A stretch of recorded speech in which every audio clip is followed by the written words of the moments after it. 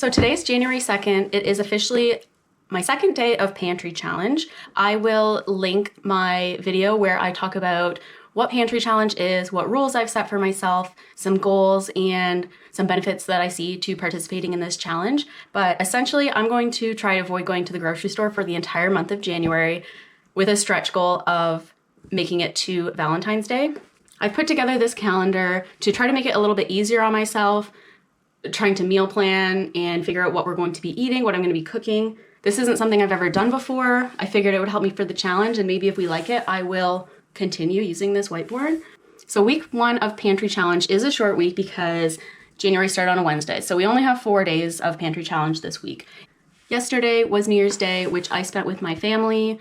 I did bring over some snacks. I brought a dip and some treats to enjoy while we had a game night. So as I suspected, we did end up getting takeout on New Year's Day. I did propose the idea that I could make dinner, but my family was craving a certain restaurant for dinner, so that is what we got. Today is Thursday, and we are having Jeff's cousin over for dinner, and I'm gonna cook.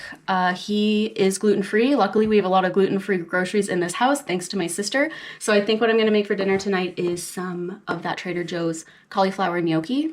I might make a red sauce because I've got a lot of tomatoes, but I think I have some pesto that needs to be used up, just some small portions. So that would be a great way to use that, as well as some chicken, and I'll just cook up some frozen vegetables. I'll probably roast them or put them in the air fryer. And he's gonna bring desserts. So we're having dinner with my parents tomorrow because they are about to head to a warmer climate for the duration of the winter.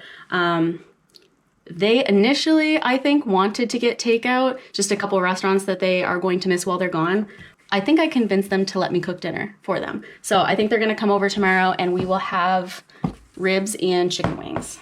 So that leaves Saturday, which is the day that we're going to be driving them down to the States. We do need to cross the border to bring them to the airport. I think that's going to be a difficult day for me not to go to the grocery store because I do find there's a lot of stuff that's better prices in the States and some different stuff that we don't have access to. But as you might have seen in my pantry and fridge and freezer tour, I stocked up at Trader Joe's. So I was just in the States and got a whole bunch of groceries. So there's really nothing that we need. I mean, I do have $25 to spend, but I don't want to spend it in my first week. I don't know what we're going to be eating. I might try to pack, I don't know, some wraps, sandwiches, something. We'll probably grab one of those breakfast wraps in the morning on the way out the door.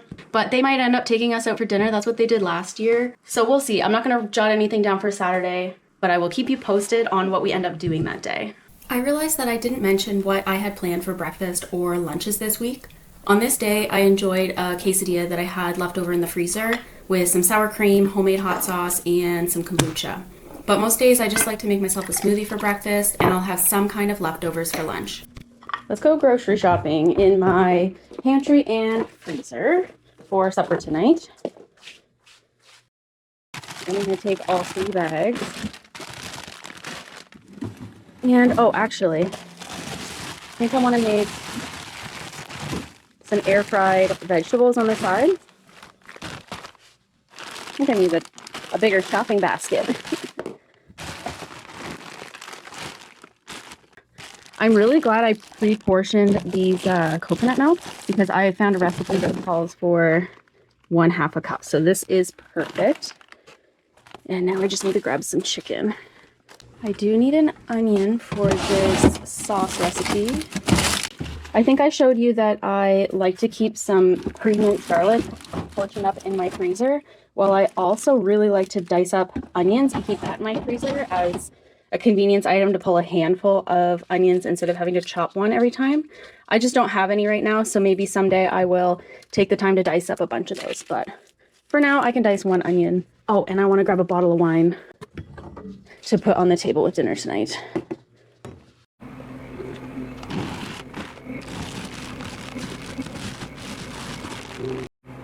I think that should be enough for dinner tonight.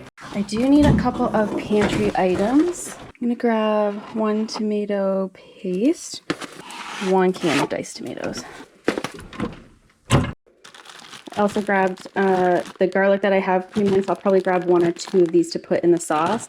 I also forgot to mention that we have another dietary restriction tonight. Someone is lactose intolerant or dairy free, so that's why I am using coconut milk. I found a vegan vodka sauce recipe. No one that is eating this dinner is vegan. I'm going to be adding chicken to it, but because it's vegan, that means that there is no cream or cheese. It did call for vegan Parmesan cheese, but that is not something that we keep in our house. I have regular Parmesan cheese that I'll put on the side, so those that are not dairy-free can enjoy Parmesan with theirs. I also grabbed the vodka for the vodka sauce, and I wanted to point out this is a good reason why I want to do this pantry challenge, because this is starting to get pretty freezer burnt. You can see that there's a lot of frost on here. I'm probably just going to rinse it off and then I'll air fry this in oil. It'll be just fine. Clearly we weren't eating through this fast enough. Maybe next time I'll pick a different vegetable mix, because clearly this is not one that we were picking from very regularly. We just, I guess, didn't gravitate toward it. I know Jeff doesn't like mushrooms very much, and my sister doesn't like water chestnuts, so just something that we probably won't stock up in our house again, but I'm glad that we'll be able to use them up in this challenge. So I'll show you the dinner when it's fully put together. So I'm just putting this recipe together, and I noticed that it only calls for 1 tablespoon of tomato paste. I don't have any cans of tomato paste open right now, so I had to open a brand new can and only needed 1 tablespoon. What I usually do is just stick the rest in the freezer, but I thought I would look up, this is something that I want to try to use up some of that tofu, is a curry of some kind. So I found this curry recipe, and it looks like it also calls for tomato paste. So what I did was measure out how much I need for that recipe. I'm probably still going to stick this in the freezer, but at least now I know this is the exact portion. And so what I did with the little bit of tomato paste that's left is I'm going to spread it out on this parchment, stick it in the freezer, and I'm going to attempt to freeze dry this. I think that would be a really great way to preserve tomato paste that doesn't get fully used up in a recipe, because I always find I never know what to do with the rest of the can, and then I freeze it in like weird increments.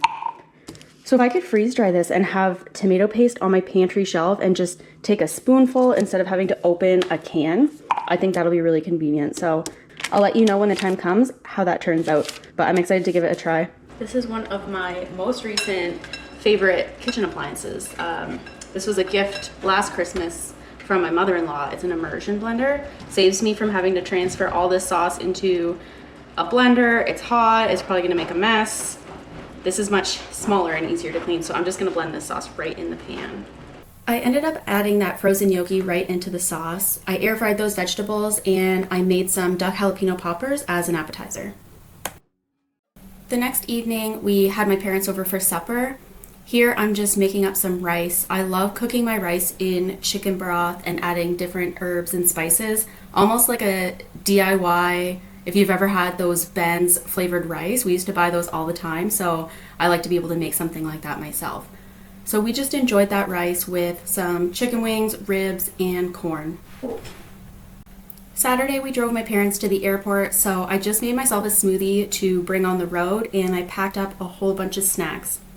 And they did end up treating us to dinner as a thank you for driving them to the airport. So I would call week 1 of Pantry Challenge a success. It went as well as I could have hoped it would go. I am proud of myself for not getting any groceries when we were in the States on Saturday. Of course, this wasn't an overly challenging week. I'm expecting next week and the coming weeks to be a bit tougher. I did want to highlight a couple of things that I already really enjoy about this challenge and a couple of things that I've learned. I'm glad that I was stocked up well enough to be able to accommodate a couple of dietary restrictions. I bet if we hosted them later on in Pantry Challenge, that would have been a bit more challenging, but I'm glad I didn't have to run to the store to get anything special for that meal.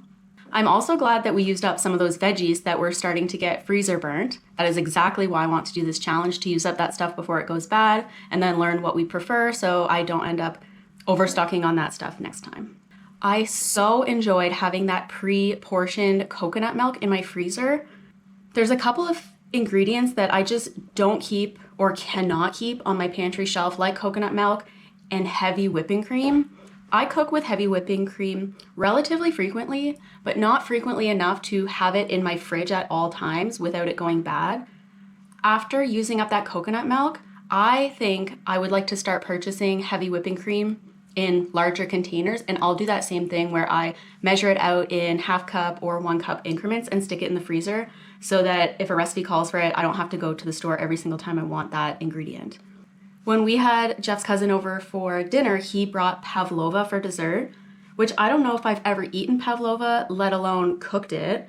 And it was so good. It was amazing. I got the recipe from him, and I will definitely try to make that or recreate it myself in the future. And I will leave the link for that recipe as well as the vodka sauce. I'll leave those links down in the description box if you're interested in trying them yourself.